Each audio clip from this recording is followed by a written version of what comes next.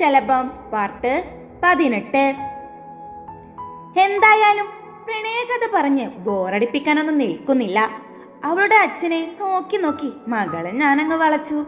ഇവളുടെ അച്ഛനും അമ്മയ്ക്കും ഞങ്ങൾ പ്രണയത്തിലായതിലൊന്നും പ്രശ്നമില്ല. അവർക്ക് ഇവൾ ഒറ്റ മോള. ഇവളുടെ സന്തോഷമാണ് അവർക്ക് വലുത്. ഹരി അത് പറഞ്ഞു നിർത്തിയതും, ഓ പിന്നെ ഇവിടെ ഉള്ളവർക്കാണോ പ്രശ്നം? വീട്ടിലൊന്നും പറയുക പോലും ചെയ്യാതെ പിന്നെ എന്തിനാ പെട്ടെന്നൊരു വിവാഹം ചെയ്തത്? ശ്രീകാന്ത് ദേഷ്യത്തിൽ ചോദിച്ചു. അത് പറയട്ടെ, കുറച്ച് ദിവസമായിട്ട് ഞാൻ ഫോൺ വിളിച്ച ഇവളെടുക്കില്ല.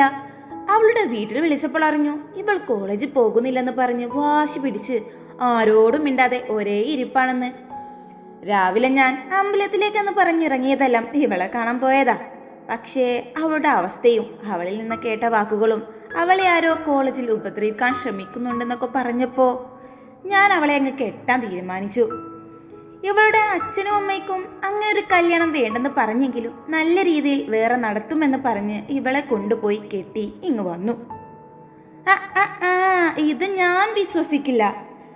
ഹരി പറഞ്ഞു തീർന്നേക്ക്. ബാം അത് പറഞ്ഞതും എല്ലാവരും അവളെ നോക്കി. പിന്നെ ഞാൻ പറഞ്ഞതെന്താ, നുണയാണെന്നാണോ നീ പറയുന്നത്? ഹരി ഗൗരവത്ത് ചോദിച്ചു. അങ്ങനെയല്ല. പിന്നെ ഹരിയേട്ടൻ വലിയ സിനിമ ഡയലോഗ് പറഞ്ഞേക്ക്. സ്നേഹ ചേച്ചിയുടെ അച്ഛനും അമ്മയും അമ്പലത്തിൽ നിന്ന് കെട്ടാൻ സമ്മതിക്കുവല്ലേ? ഇങ്ങനെയുള്ള ലോ ക്ലാസ് നുണയൊന്നും ഇവിടെ വേണ്ട. ബാമ ഒന്ന് പുച്ഛിച്ചുകൊണ്ട് പറഞ്ഞു. ഹോ, പെങ്ങളായിപ്പോയി. ഇല്ലെങ്കിൽ ഒരു ചവിട്ടങ്ങ് തന്നിരുന്നെങ്കിൽ ആ കുളത്ത് കിടന്നേനെ. അത് കേട്ടതും ബാമ ഹരിയുടെ അടുത്തു നിന്നും അല്പം മാറി നിന്നു. ഹരിയേട്ടൻ എന്ന് പറഞ്ഞാൽ അച്ഛനും അമ്മക്കും ദൈവം പോലെയാ. അത്രയും വലിയ കാര്യമാ ഹരിയേട്ടനെ. സ്നേഹ അത് പറഞ്ഞതും ദൈവം എന്നാ അമ്പലത്തിലേക്ക് വരണ്ടായിരുന്നു. വീട്ടിൽ ഇങ്ങനൊരു ദൈവമുള്ളത് അറിഞ്ഞില്ല. ബാമ കളിയാക്കിക്കൊണ്ട് പറഞ്ഞതും നീലിയൊന്ന് പുഞ്ചിരിച്ചു. മറ്റുള്ളവരെല്ലാം എന്താ ഇത് എന്ന പോലെ അവളെ നോക്കുന്നുണ്ട്. അവളത് കണ്ടിട്ടും കാണാത്ത പോലെ ചുറ്റും നോക്കി നിന്നു. നിന്നോടൊന്നും പറഞ്ഞിട്ട് കാര്യമില്ല. എന്തായാലും ഞാനിപ്പോ വിളിച്ചത് സ്നേഹ പറഞ്ഞ ആ സംഭവം വെച്ച് നോക്കുമ്പോ എല്ലാം നീലിയുടെ അടുത്തേക്കാണ് വരുന്നേ. ഏതോ ഒരു പെൺകുട്ടി അത്രേ അവളന്ന് പറഞ്ഞോളൂ. ഇവിടെ എത്തിയപ്പോഴാണ് നീലിയെ കാണുന്നത്. സ്നേഹയെ ദീപക് പിടിച്ചു വെച്ചതും തുടർന്ന് ലൈബ്രറി പോയതെല്ലാം പറഞ്ഞതും നീലിയും ബാമയും ഒന്ന് ഞെട്ടി പരസ്പരം നോക്കി. പിന്നെ സ്നേഹയെ നോക്കി. എൻ്റെ അവസ്ഥ അതായിരുന്നു. ചെയ്തു പോയതാ അറിയാതെ. അവളെ അന്നങ്ങനെ ആ മുറിയിലേക്ക് കൊണ്ടുപോകാൻ എന്നെ നിർബന്ധിച്ചതും ആ വേദനയെല്ലാം എന്നെ തളർത്തി. അതുമല്ല, ദീപകിനെ പേടിച്ച് കോളേജ് വരാൻ എനിക്ക് കഴിഞ്ഞില്ല. നിന്നെ അവിടെ കൊണ്ടുപോയല്ലോ എന്ന വേദനയും എല്ലാമായപ്പോൾ ഞാൻ ആകെ തളർന്നു പോയി. ആരോടും ഒന്നും മിണ്ടാനും പറയാനും തോന്നാത്ത അവസ്ഥയായിരുന്നു. നീലി, ഒരുപാട് സോറി. നീലിയുടെ കൈ പിടിച്ചുകൊണ്ട് സ്നേഹ പറഞ്ഞതും നീലി ഒന്ന് പുഞ്ചിരിച്ചു. ബാക്കിയുള്ളവരെല്ലാം ഇതെല്ലാം എന്താ എന്ന പോലെ അവരെ നോക്കുന്നുണ്ട്. ഒരു ദീപകിനെ പേടിച്ചാണോ നീ കോളേജ് വേണ്ടെന്ന് വെച്ചത്? ശ്രീകാന്ത് ഗൗരവത്ത് ചോദിച്ചു. ശ്രീകാന്ത് സാറിനെ ശരിക്കും അവനെ അറിയാഞ്ഞിട്ടാ. അവൻ സാർ വിചാരിക്കുന്നത്ര ഒന്നുമല്ല. അതിനേക്കാൾ മഹാമോശമാണ്. അവന് പെണ്ണ്, കള്ള്, കഞ്ചാവ് ഇതൊക്കെയാണ് അവന്റെ ലോകം തന്നെ. സാറന്ന് അവനെ പോലീസിന് പിടിച്ചു കൊടുത്ത ദേഷ്യമാണ് അവൻ നീലിയെ തീർക്കാൻ ശ്രമിക്കുന്നത്. നീലിയെ വേദനിപ്പിച്ചാൽ അത് സാറിനെ വേദനിക്കുമെന്ന് അവന് നന്നായി അറിയാം സർ. ബാമ അതെല്ലാം കേട്ട് വാ പൊളിച്ചു നിൽക്കുന്നുണ്ട്. അവൻ ഏതുവരെ പോകുമെന്ന് എനിക്കൊന്ന് അറിയണമല്ലോ. ശ്രീകാന്ത് ദേഷ്യത്തോടെ പറയുന്നത് കേട്ട് നീലി ഒരു തരം ഭയത്തോടെ അതെല്ലാം കേട്ടുകൊണ്ട് ശ്രീയെ നോക്കുന്നുണ്ട്. ശ്രീ, ഇവൻ പറഞ്ഞത് വെച്ച് നോക്കുമ്പോ നീ ശ്രദ്ധിക്കണം. ഇവരുടെ മേലിൽ നിന്റെ ഒരു കണ്ണ് വേണം. കുട്ടേട്ടൻ അല്പം ഗൗരവത്ത് പറഞ്ഞു. നീയും അവനും തമ്മിൽ എന്താണ് പ്രശ്നം? സഞ്ജിത്ത് അത് ചോദിച്ചതും.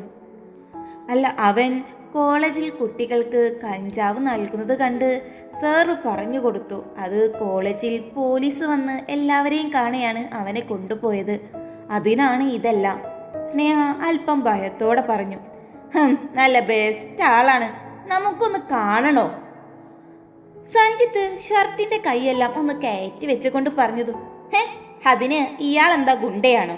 ഈ ഷർട്ടിന്റെ കയ്യും പൊക്കി വെച്ച് അങ്ങോട്ട് ചെന്നാല് അവൻ പേടിച്ചോടില്ല, നീ പേടിക്കേണ്ടി വരും. ബാമ പുച്ഛിച്ചുകൊണ്ട് പറഞ്ഞതും നിന്നെ ഇവിടെ നിന്നും തള്ളിയിടുന്നത് ഞാനായിരിക്കും, പറഞ്ഞില്ല വേണ്ട. സഞ്ജിത്ത് ദേഷ്യത്ത് പറഞ്ഞതും ബാമ ഒന്നും മിണ്ടിയില്ല. നീലിയുടെ പുറകിലൊളിച്ചു. നീലിയും ബാമയും സ്നേഹയും 3 പേരും പരസ്പരം ഒന്ന് ശ്രദ്ധിക്കണം. ഹരി അത് പറഞ്ഞതും എന്നാ വാ നമുക്കിനി വീട്ടിലേക്ക് പോകാം.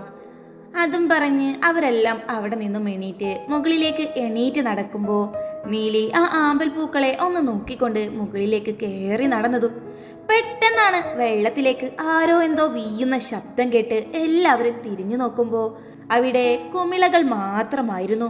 അത് കണ്ടതും നീലി പെട്ടെന്ന് തിരിഞ്ഞ് എല്ലാവരെയും നോക്കുമ്പോൾ അതിൽ ശ്രീകാന്ത് ഇല്ലായിരുന്നു.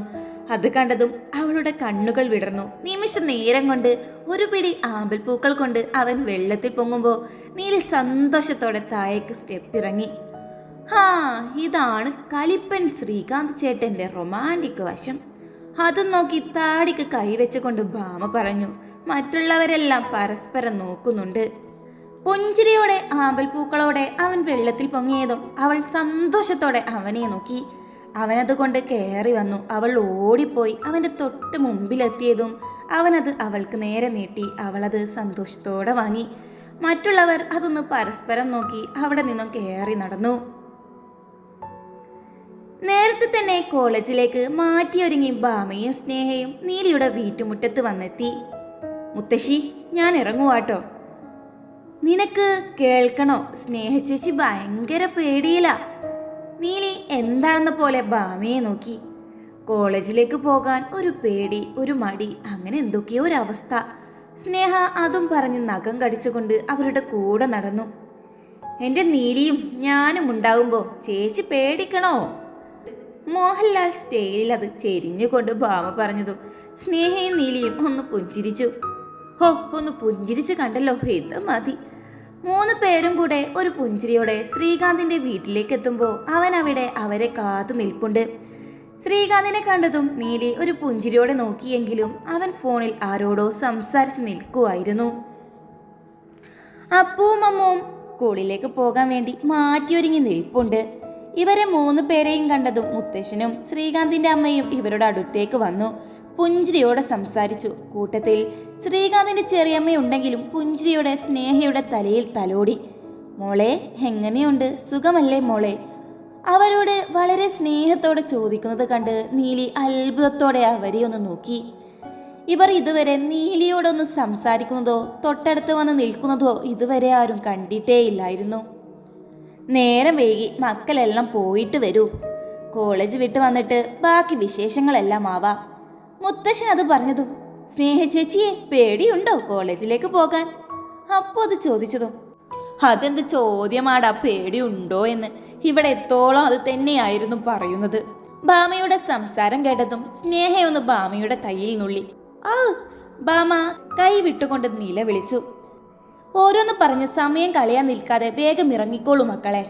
ശ്രീകാന്തിന്റെ അമ്മ അത് പറഞ്ഞ് കാറിലേക്ക് കയറുന്നതിന് മുമ്പായി ശ്രീകാന്തിന്റെ അമ്മ നീലിയുടെ നെറ്റിയിൽ ഒരു ചുംബനം നൽകാനും മറന്നില്ല. ഇപ്പൊ നീലിക്കൊക്കെ ഉമ്മയുണ്ട്, ഞങ്ങൾക്കൊന്നുമില്ലല്ലേ? ഭാമ കളിയാക്കി പറഞ്ഞുകൊണ്ട് കാറിലേക്ക് കയറി. അത് കേട്ടതും 2 പേരും ഒരു പുഞ്ചിരിയോടെ കാറിലേക്ക് കയറി. നീലി ഒരു പുഞ്ചിരിയോടെ തൊട്ടടുത്തിരിക്കുന്ന ശ്രീകാന്തിനെ ഒന്ന് നോക്കി. അവനാണെങ്കിൽ വണ്ടി ഓടിക്കുന്ന തിരക്കിലാണ്. നീലി ഇടയ്ക്കിടയ്ക്ക് ശ്രീകാന്തിനെ നോക്കുന്നുണ്ടായിരുന്നു. വണ്ടിയിൽ കയറിയത് മുതൽ ശ്രീകാന്ത് എന്തോ ഒരു ടെൻഷനിലാണെന്ന് നീലിക്ക് തോന്നിയിരുന്നു. ഇന്നെന്താ ഒരു പതിവില്ലാത്ത ഗൗരവമെല്ലാം ഉണ്ടല്ലോ, മുഖം കണ്ടിട്ട് എന്തോ ഒരു ടെൻഷനെല്ലാം ഉള്ള പോലെ. ശ്രീകാന്തിനെ നോക്കി നീലി മനസ്സിൽ ആലോചിച്ചു. കോളേജിലേക്ക് വണ്ടി വന്ന് നിർത്തിയതും സ്നേഹ പേടിയോടെ ഭാമയുടെ കയ്യിൽ പിടിച്ചു. എൻ്റെ സ്നേഹ ചേച്ചി, ഒന്ന് പേടിക്കാതിറങ്ങ്. സ്നേഹ ഒന്ന് മടിച്ചുകൊണ്ടായിരുന്നു വണ്ടിയിൽ നിന്നും ഇറങ്ങിയത്. ഒപ്പം തന്നെ എല്ലാവരും ഇറങ്ങിയിട്ടും കുറച്ചു നേരം ഒന്ന് മുഖത്തേക്ക് നോക്കിയത് ശേഷമാണ് നീലി പുറത്തേക്ക് ഇറങ്ങിയത്. നീലി വണ്ടിയിൽ നിന്നും ഇറങ്ങിയ ഉടനെ ശ്രീകാന്തിന്റെ വിളി വന്നതും അവൾ സന്തോഷത്തോടെ തിരിഞ്ഞു നോക്കി. എന്തെങ്കിലും പ്രശ്നമുണ്ടെങ്കിൽ എന്നോട് പറയാൻ മടിക്കണ്ട 3 പേരും. അവനൽപ്പം ഗൗരവത്ത് പറഞ്ഞ് വണ്ടി പാർക്കിംഗ് സ്ഥലത്തിലേക്ക് ഓടിച്ചു പോയി. അവന്റെ വിളിയിൽ വന്ന സന്തോഷം അതുപോലെ തന്നെ അവളിൽ നിന്നും കടന്നുപോയിരുന്നു. നിന്റെ കെട്ടിയോൻ ഇന്നും അതേ ഗൗരവത്തിലാണല്ലോ. ശ്രീകാന്ത് വണ്ടിയുമായി പോകുന്നത് നോക്കി നിൽക്കുന്ന നീലിയെ ഒന്ന് തട്ടിക്കൊണ്ട് ഭാമ ചോദിച്ചു. നീലി ഒന്ന് തലയാട്ടി കാണിച്ചു. എന്നാ വാ, നമുക്ക് ക്ലാസ്സിലേക്ക് പോകാം. അതും പറഞ്ഞ് നടക്കാൻ ഒരുങ്ങിയതും സ്നേഹ പേടിയോടെ കയ്യിൽ മുറുകെ പിടിച്ചു. അത് കണ്ട് ഭാമ എന്താ എന്ന പോലെ നോക്കുമ്പോൾ അവൾ നോക്കുന്നിടത്തേക്ക് നോക്കുമ്പോഴാണ് അവിടെ ദീപക്കും കൂട്ടുകാരും ഉണ്ടായിരുന്നു. ഇവരെ കണ്ടാണോ നീ പേടിക്കുന്നത്?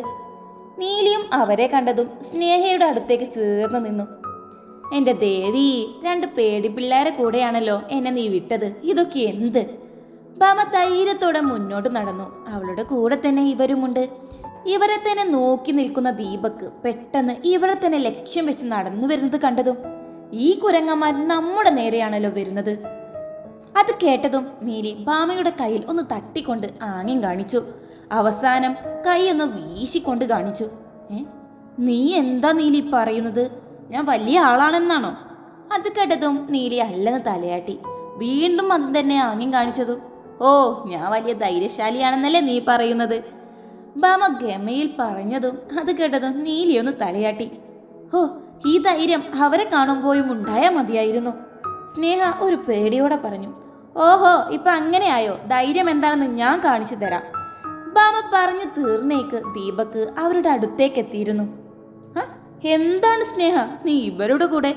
ഞാൻ വിചാരിച്ചു നീ കോളേജ് നിർത്തിയെന്ന്. ഇന്ന് പതിവിലും വിപരീതമായി സിന്ദൂരമെല്ലാം അണിഞ്ഞാണല്ലോ വരവ്. ദീപക്ക് ഒരു പുച്ഛത്തോടെ സംസാരിച്ചു. അവർ 3 പേരും ഒന്നും മിണ്ടാതെ അല്പം ദേഷ്യത്തോടെ തന്നെ അവനെ നോക്കി നിന്നു.